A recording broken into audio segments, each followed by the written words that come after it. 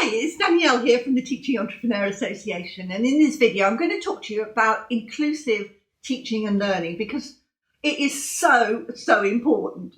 Okay, so what is inclusive teaching and learning? So in my classes, and I hope in yours, everybody has the right to learn.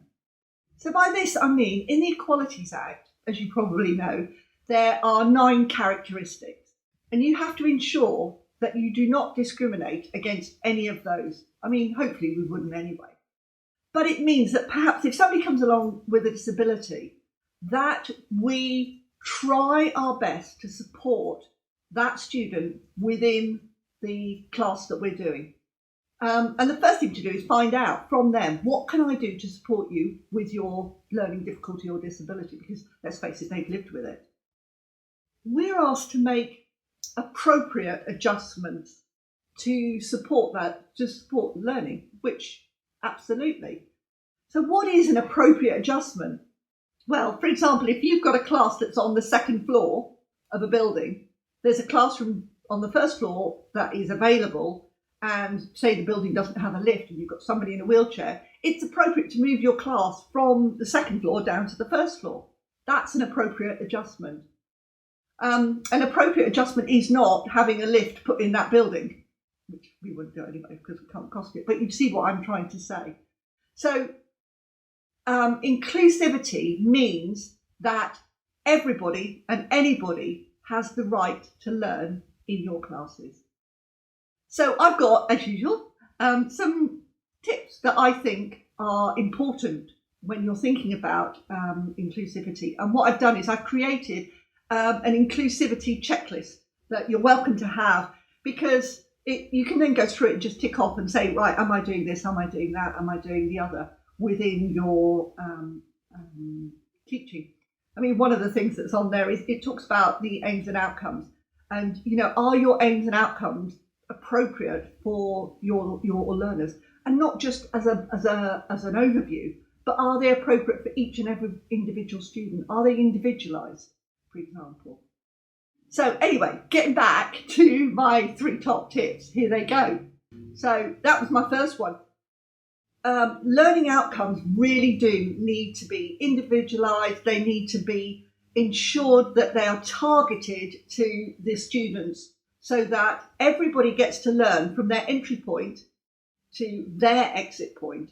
So in a class, even if it's a beginner's class, there will be beginners that are beginning and have never done anything. You will find there are beginners that have done loads of stuff, and there'll be all the ones in between. So what I'm saying to you is make sure that the learning outcome allows the student to go from this point, the entry point where they first start with you, to their exit point. Because some will start from here and go to here.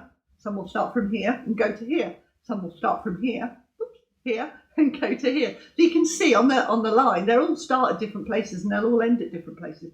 But at the end of the day, they're all learning. Okay, so that was my first tip. My second tip that I love to do to make my classes inclusive is to put people in different groups, because I think it's really interesting how students learn from each other. And especially perhaps you're doing something on culture, you know, to have students from different cultures and for us to learn about each other's culture is so valuable. And it makes the students that come from different countries or have different backgrounds or whatever it might be, to talk about it and to discuss it and to teach each other and to learn from that. And especially if I've got students from other cultures, definitely talk about that. One of the things I love to do is talk about food, because I like food.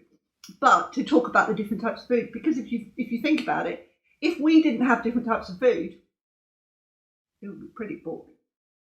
Okay, so that's my second tip. My third tip is about all contributions being valued.